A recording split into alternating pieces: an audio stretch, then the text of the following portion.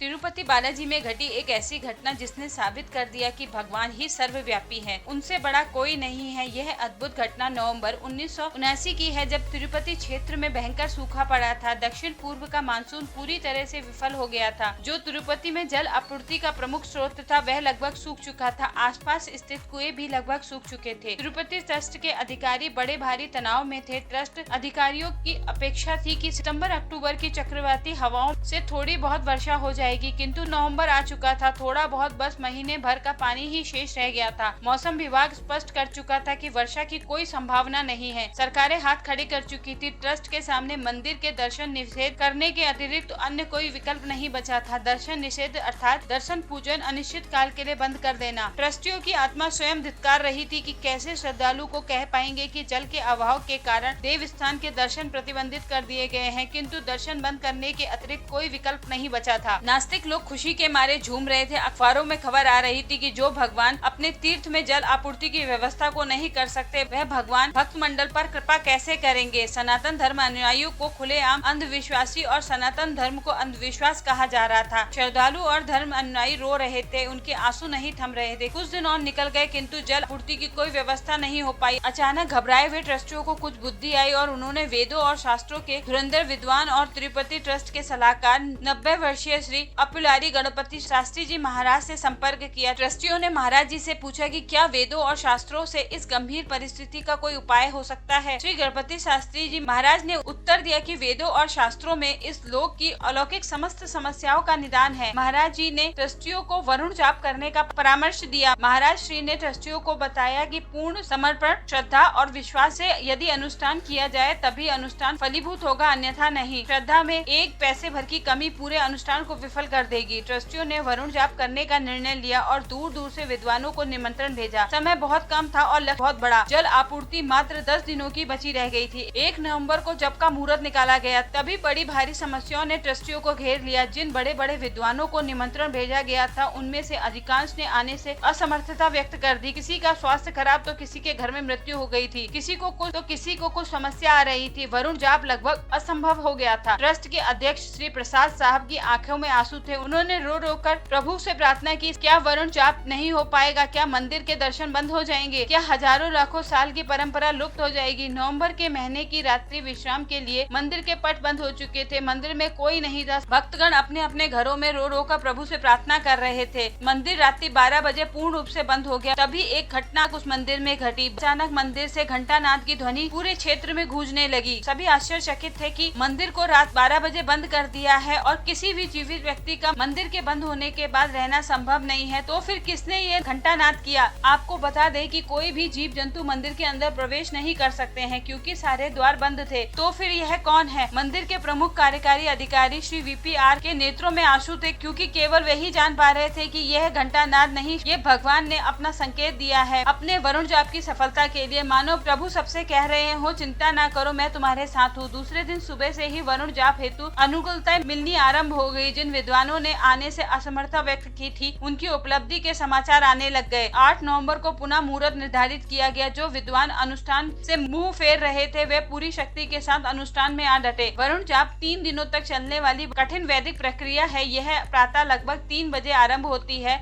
इसमें कुछ विद्वानों को तो घंटों पुष्कर वारिणी सरोवर में खड़े रहकर मंत्र जाप करने होते हैं। कुछ भगवान के अर्चा विग्रह का अभिषेक करते हैं, कुछ यज्ञ करते हैं तो कुछ वेद पाठ करते हैं। 3 दिनों की इस परम कठिन वैदिक प्रक्रिया के चौथे दिन पूर्ण आहुति के रूप में सहस्त्र कलाशी बेगम सेवा प्रभु वेंकटेश्वर को अर्पित की जाने वाली थी। 3 दिनों का अनुष्ठान संपन्न हुआ। सूर्य नारायण अंतरिक्ष में पूरे तेज के साथ विद्यमान थे। बादलों का नामो निशान नहीं था। भगवान के भक्त बुरी तरह निराश होकर मन ही मन भगवान से प्रार्थना कर रहे थे। भगवान के अर्चा विग्रह को पुष्करणी सरोवर में स्नान कराकर पुनः श्रीवारी मंदिर में ले जाया जा रहा था। सेकुलर पत्रकार चारों ओर खड़े होकर तमाशा देख रहे थे और हंस रहे थे और चारों ओर विधर्मी घेर कर चर्चा कर रहे थे कि अनुष्ठान से बारिश ऐसा कहीं नहीं हो सकता, कैसा अंधविश्वास है। ट्रस्ट के अध्यक्ष श्री प्रसाद और ट्रस्टीगण मन ही मन सोच रहे थे कि हमसे कौन सा अपराध हो गया, क्यों प्रभु ने हमारी पुकार अस्वीकार कर दी। अब हम संसार को और अपने आप को क्या मुंह दिखाएंगे। इतने में ही 2-3 पानी की बूंदे श्री प्रसाद के माथे पर पड़ी। उन्हें लगा कि पसीने की बूंदें होंगी और घोर निराशा भरे कदम बढ़ाते हुए मंदिर की ओर बढ़े। फिर और 5-6 मोटी मोटी बूंदें पड़ी। सर ऊपर उठाकर देखा तो आसमान में काले काले पानी से भरे हुए बादल उमड़ आए थे और घनघोर बिजली कड़क रही थी। 2-3 सेकंड में मूसलाधार वर्षा आरंभ हुई। ऐसी वर्षा की सभी लोगों को भगवान के सब विग्रह को लेकर मंदिर की ओर दौड़ लगानी पड़ी। फिर भी वे सर से पैर तक बुरी तरह भीग गए थे। यहाँ सबसे चौंकाने वाली बात यह है कि वर्षा केवल तिरुपति के पर्वत क्षेत्र में ही हो रही थी। आसपास एक बूंद पानी भी नहीं बरसा था। गोग्रम जलाशय और आसपास के कुएं लबालब भरकर रहने लगे थे। इंजीनियरों ने तुरंत आकर बताया कि पूरे वर्ष तक जल आपूर्ति की कोई चिंता नहीं है। लोगों की आंखें फटी की फटी रह गई। भक्तगण भगवान की जय जयकार करने लगे।